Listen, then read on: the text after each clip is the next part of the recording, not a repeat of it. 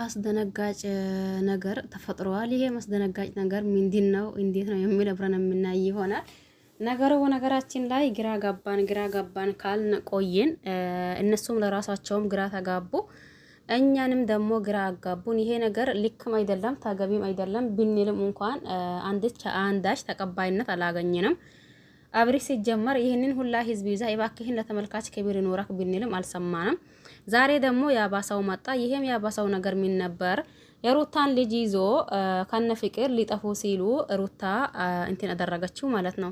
ይሄም ማለት እኔም አባት ነኝ፣ አንቺም እናት ነሽ። ስለዚህ ግዴታ ለአንቺ ማሳወቅ የለብኝም። ልጄን በፈለኩት ሰዓት መጥቼ ለመውሰዱም ይሁን ለማያት እኔም እንደ አባት ግዴታ አለብኝ። ከፈለኩኝ አየዋለሁኝ፣ ከፈለኩኝ ደግሞ ከኔ እኩል አዝናናዋለሁኝ። ስለዚህ አሁን ደግሞ ምንም የተፈጠረ ነገር የለም። በዚህ ልክ ደግሞ መደናበርም መደንገጥም አይገባሽም ነበር። ሲጀመር አንቺ ለሁሉም ነገር እየተረጋጋሽ አይደለም። እባክሽን ለሁሉም ነገር መረጋጋትን የመሰላ ነገር የለም።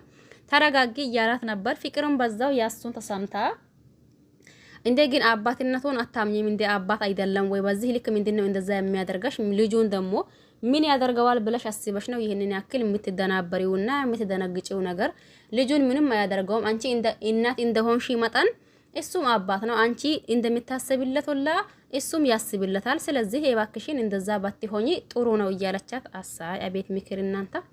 እኔ አንዳንድ ጊዜ ግርም ይለኛል የምሬኔና የሚደረገው ነገርና እየሆነው ያለው ነገር ለምን በዚህ ልክ እየሆነ እንደሆነ ለምን ደግሞ በዚህ ልክ ማድረግ እንደፈለጉ እንዳሉ እኔ እንጃ።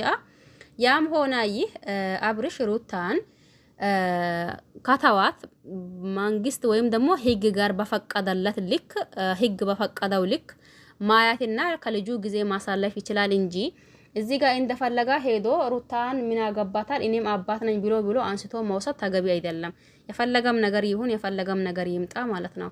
ስለዚህ በመጀመሪያው ትንሽ መረጋጋት አለበት ብዬ አስባለሁኝ። እናንተ እኔ እንጃ እናንተ ምን እንደምትሉ ማለት ነው። ከባድ ነው ነገሩ።